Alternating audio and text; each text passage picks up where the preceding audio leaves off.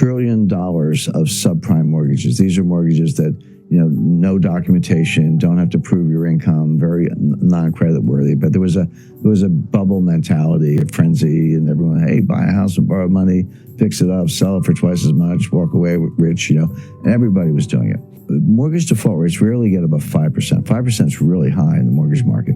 So people were saying, smart people like Ben Stein, the financial analyst, but the central bank and others were like, well, okay, let's get crazy. Let's assume a 20% default rate, which has never happened, but just assume that's true. On $1 trillion of subprime mortgages, a 20% default rate would be a $200 billion loss, which was only slightly higher than the S&L crisis of the 1980s. Adjusted for inflation, it would have been a comparable loss. And the attitude was, well, we survived the 80s, we'll survive this. Yeah, it's bad, banks will take losses, stock prices go down a little bit, but we'll survive. What they missed is, yes, there was $1 trillion of subprime mortgages, but there were $6 trillion of derivatives. Yeah. That was invisible. So all of a sudden, 20% of that was $1.2 trillion. So you create derivatives out of thin air, and there's no limit on how many you can have. They're off balance sheet, meaning give me the balance sheet of the company, I won't see them. You have to read the footnotes and then the information behind the footnotes. So non-transparent, unregulated, no limit on size. So the crisis was actually much worse than anyone realized. And then when it started to collapse, the contagion spread throughout the financial system. My point about 2008, it was because we did not learn the lessons of 1998, and we flew right into 2008. But once again, we have not learned the lessons of 2008, and we're going to fly right into the next storm.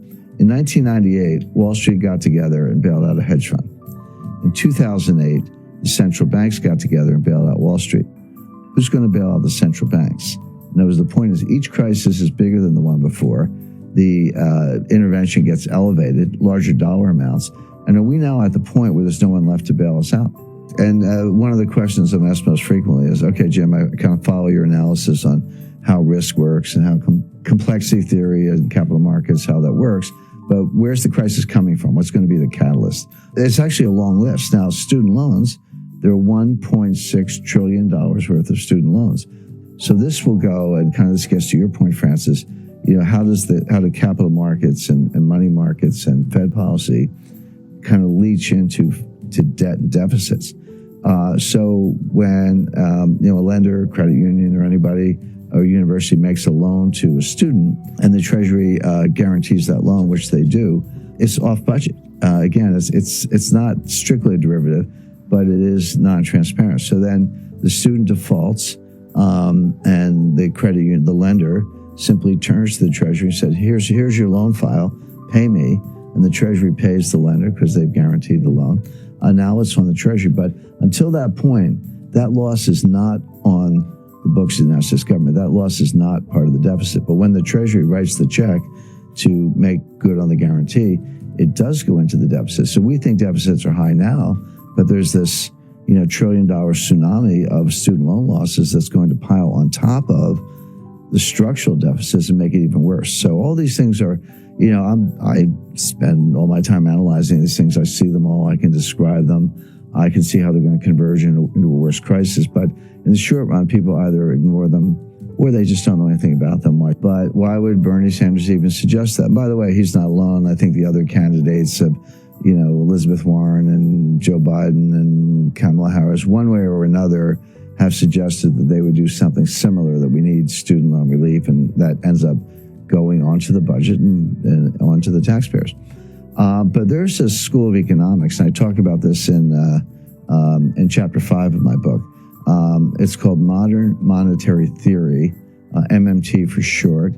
Everyday viewers, everyday people to know anything about it, but more to the point, economists don't know anything about it. This is a new school of economics, if you want to think of it that way. So there is this modern monetary theory, but the leading scholar of modern monetary theory is a lady named Stephanie Kelton, who's a professor at the State University of New York. But she's the financial advisor to Bernie Sanders. What modern monetary theory says is that actually there's no limit on the amount you can spend. You can spend as much as you want, and the market will either buy the debt, or if they balk, the Fed will monetize the debt. So how much debt is there relative to the size of the economy. This is called the debt-to-GDP ratio. But the way it's a simple fraction you learn in the 5th grade. How much debt divided by the size of the economy. So in a simple example, if you had $5 trillion of debt and a $10 trillion economy, that fraction would be 1/2. So you would say the debt to GDP ratio is 1/2 or 50%. Today, the debt is larger than the economy. That ratio is over 100%. We have round numbers, about $23 trillion of debt and about a $22 trillion economy. So the ratio is about 105%, highest since World War II. That troubles me. It troubles other economists. But my friend Stephanie says, what's the problem? You could take it to 150%, 200%, 250%. By the way, that's where Japan is. Japan's at 250%. Greece is 175% or so. Italy's 135%. They're all still standing. Go to the Ginza, it looks like Times Square. So you don't see visible signs of stress. And here's the irony. Ben Bernanke would absolutely not agree with this theory, and he said so publicly.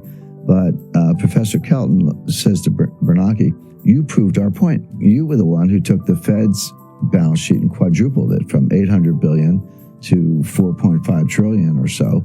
You proved that you can print trillions of dollars of money without causing inflation, without causing high interest rates, without causing a run on the bank. So all we're saying is, you did it to prop up Jamie Dimon's bonus. We wanted to do it to forgive student loans. We may have different policy objectives, but the process is the same. What's the problem? Now, of all the things I've debated, for years, I was dragged into Bitcoin versus gold debates, which I thought were silly. I mean, I don't like Bitcoin. I do like gold, but it's like fish versus bicycles. I mean, the debate never made sense to me, even though I did a lot of them. Of all the things I've had to rebut, this was actually the most difficult because it's superficially appealing. First of all, legally, it is true that the Fed can take their balance sheet as high as they want. There's no legal limit on the Fed's ability to print money. It is true that Japan has a much higher debt to GDP ratio, and they're still standing. It is true that the Treasury can borrow as much as they want, subject to periodic increases in the debt ceiling, which have never been denied. And the Fed can monetize the debt. So all the elements of the thesis are actually correct. So how do you refute it? And the answer is that legally it can be done. And if your goal is to print a lot of money and forgive student loans or give a guaranteed job or guaranteed basic income, whatever it is, in theory you could do that. But there is an invisible psychological boundary, and this is what the modern monetary theorists don't understand, and I don't think Ben Bernanke understands it.